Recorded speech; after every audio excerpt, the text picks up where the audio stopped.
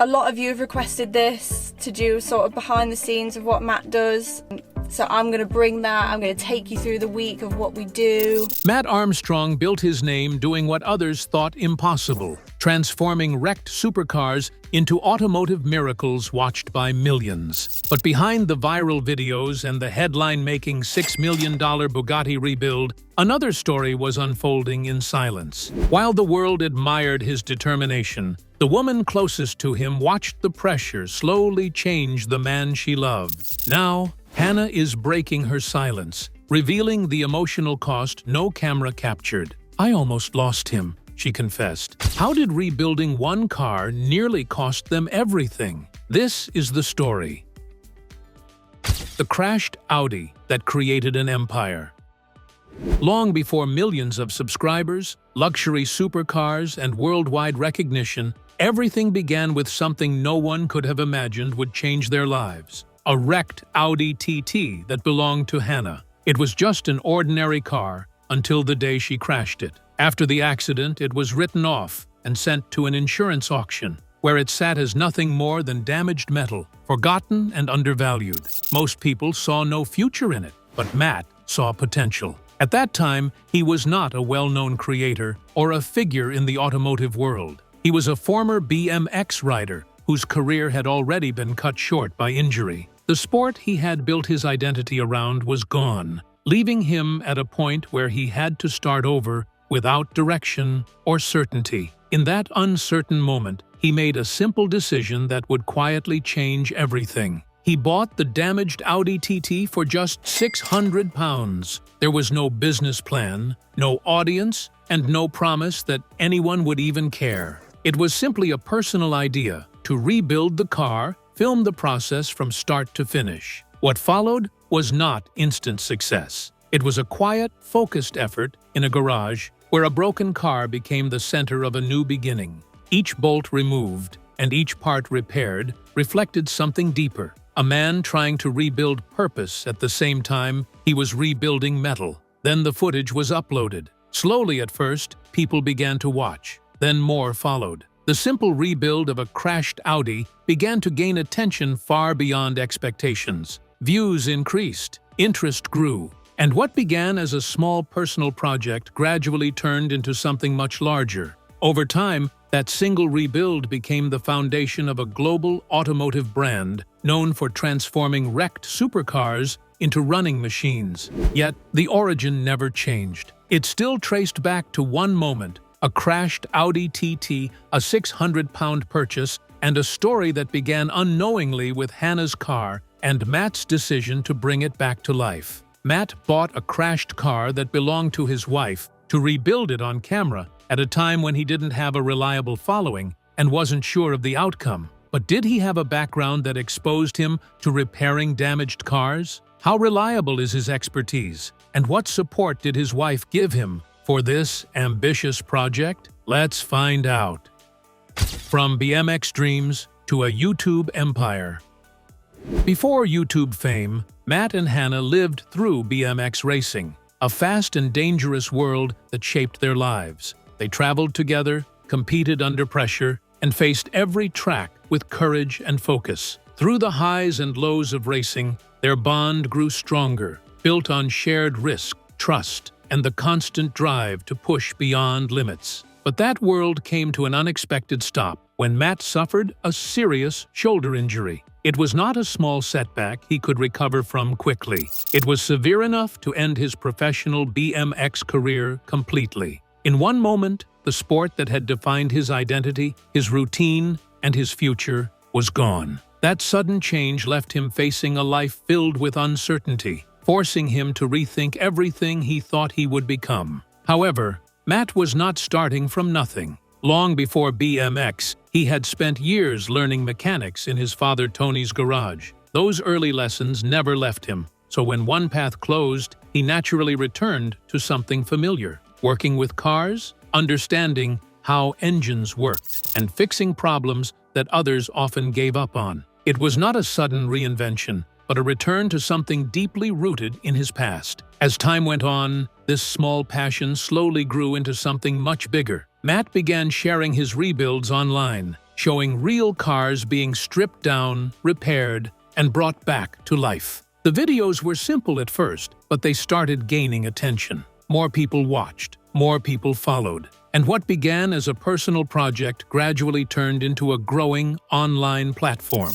During this transformation, Hannah's role quietly evolved in the background. She was no longer just supporting Matt emotionally. She became a key part of the entire system. While Matt focused on rebuilding cars in front of the camera, Hannah handled everything behind it, planning schedules, managing merchandise, organizing production, replying to messages, and keeping the business side stable and running smoothly. To the audience, Matt was the creator and the face of the channel. But behind every successful video and every growing milestone, Hannah was the steady force making sure everything stayed together when things got bigger, busier, and more demanding. As Matt Armstrong took on a car rebuilding project based on the experience he had gained in his father's mechanic garage, his wife remained a supportive partner in the success of his journey. But what price has she paid for Matt Armstrong's success? And how does she cope with the challenges behind the scenes? Let's uncover the astonishing details. Hannah's silent struggle.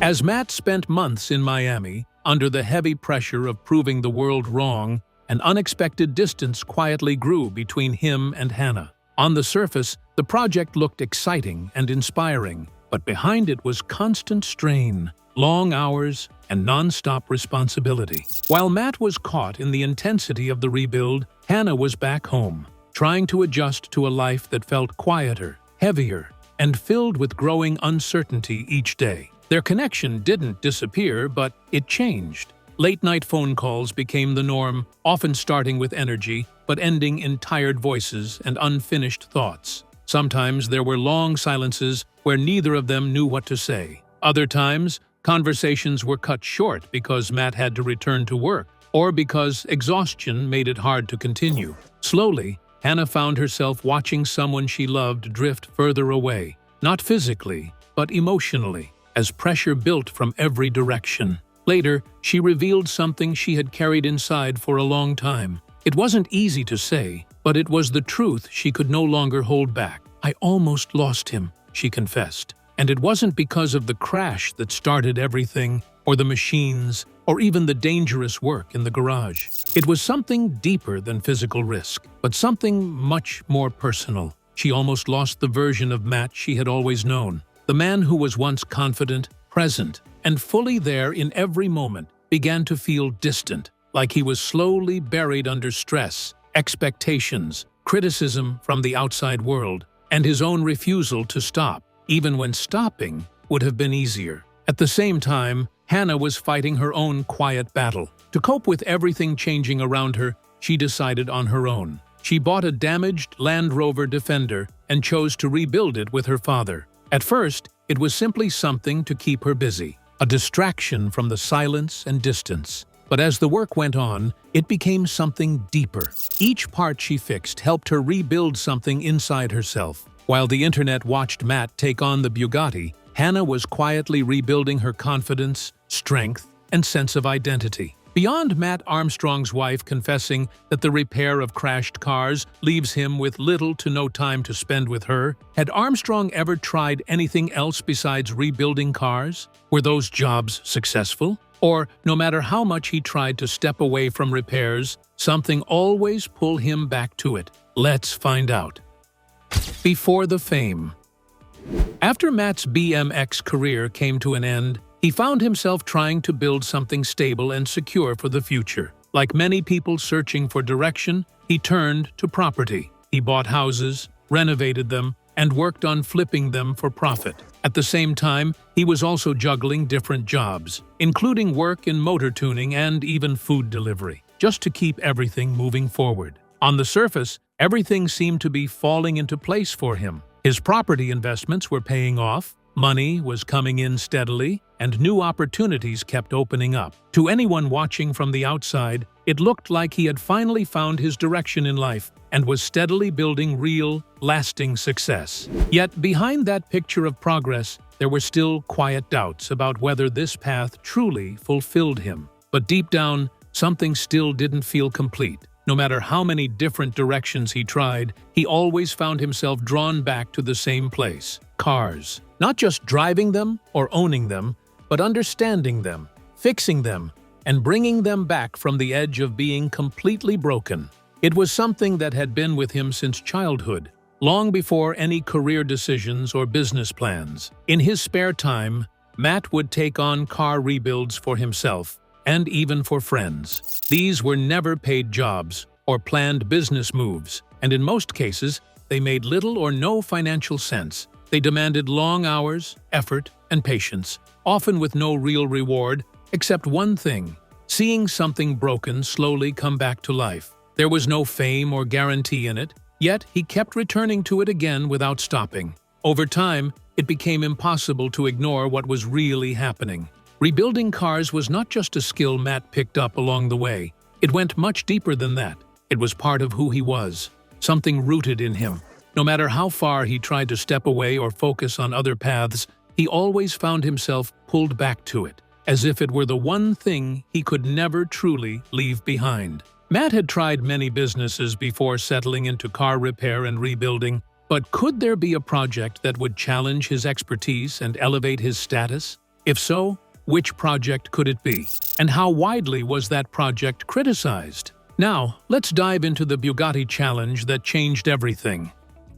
The risky decision that redefines Matt.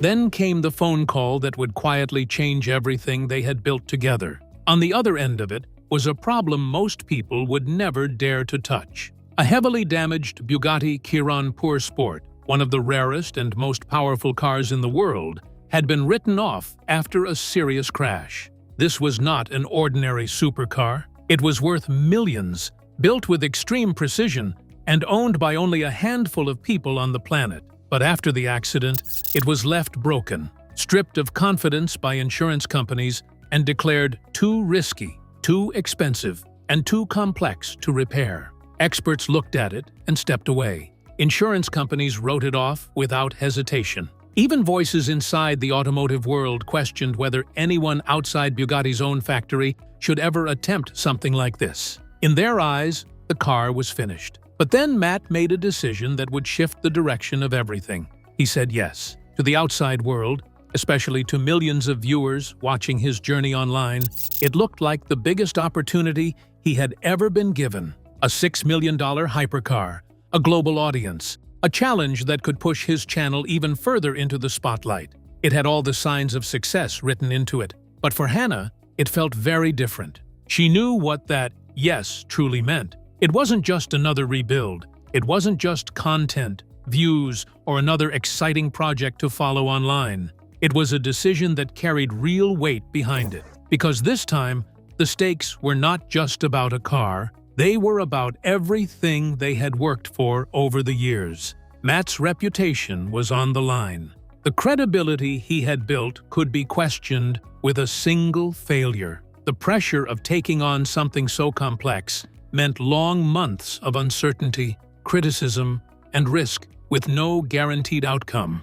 And deeper than that, it touched their life together. The balance they had built, the business they shared, and the future they were quietly shaping could all be affected by what came next. For the first time, Hannah didn't see just a project in front of them. She saw something heavier, something that felt like it could change everything they had worked so hard to protect. Matt's reputation is at stake for attempting to rebuild a condemned Bugatti. But will he be given the necessary support? Or will the project turn out to be more challenging than he hoped? And what pressure will his wife be subjected to because of this project? Let's uncover the astonishing details.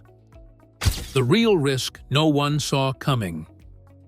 The rebuild quickly grew into something far bigger than a mechanical project in a garage. It stopped being just about fixing a broken hypercar and turned into a global debate that followed every move. Bugatti took an unusual step by locking the car's VIN, which meant official parts could no longer be supplied through normal channels. Almost overnight, the project was placed under a kind of invisible restriction.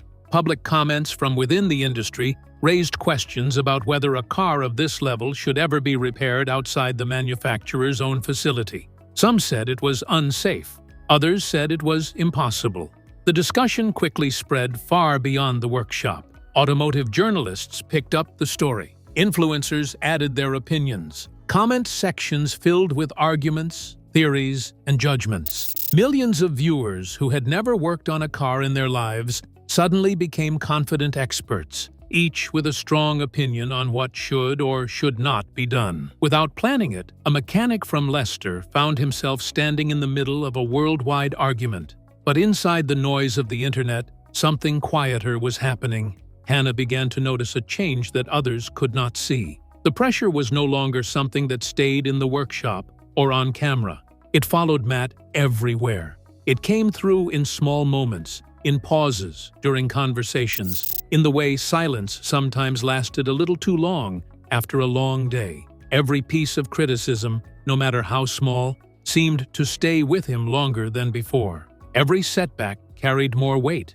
Every opinion from people he had never met began to matter in ways it shouldn't have. To the outside world, this was just a controversial rebuild of an expensive car. But Hannah was seeing a different side of it. People believed the biggest risk in all of this was the possibility of destroying a rare Bugatti, the loss of money, reputation, or the car itself. Slowly, Hannah began to understand something far more personal. The real risk was not just about the machine in the garage, it was about the man rebuilding it. Matt Armstrong was denied the necessary support that would aid in the rebuilding of the crashed car. But does this denial mean the project will fail? Or will he still achieve the objective despite the obstacle? And what would success mean for Armstrong's wife? Let's find out. When the Bugatti finally roared back to life.